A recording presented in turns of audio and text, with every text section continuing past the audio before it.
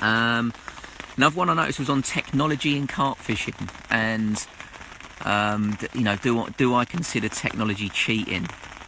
And quite simply, the answer is no. I mean, you know, no one considers a bite alarm cheating now, do they? But they might have done 20 years ago. I don't know when the first bite alarm came out, but when the first person started using one, and you know, someone said, "Oh, you go and fish and you're going to sleep," and you say, "Yeah, well, bite alarm's going to wake me up when I get a fish."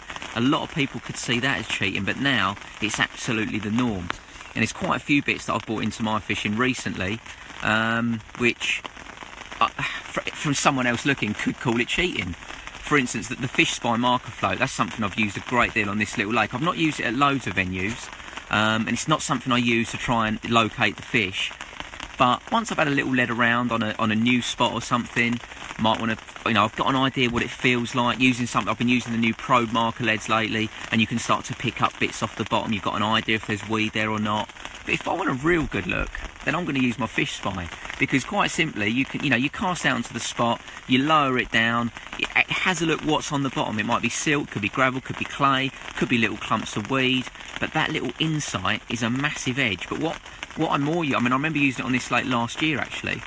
I came over to have a play with it when I first got it. I found an area, I put it out, and I actually put about 2 kilos of boilies all around it to see what it looked like on the bottom.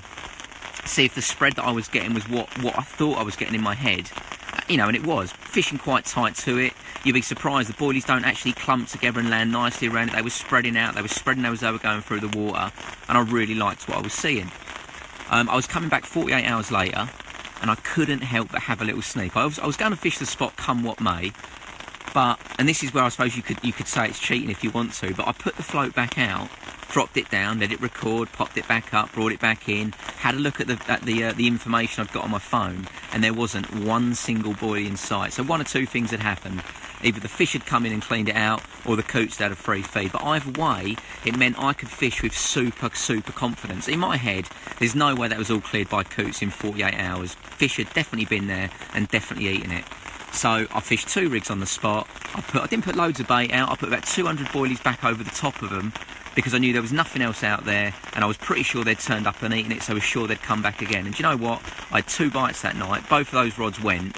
And it's not totally thanks to the float. I don't feel like the float has caught those fish for me, but it allowed me to fish with more confidence than perhaps I would have done if I thought I might have been fishing over a couple of kilos of bait. So there you go. That's technology. That's the future. We're not saying everyone has to do it, and there'll be a lot of people on here slating me for it right now. But give it a go. You might like what you see.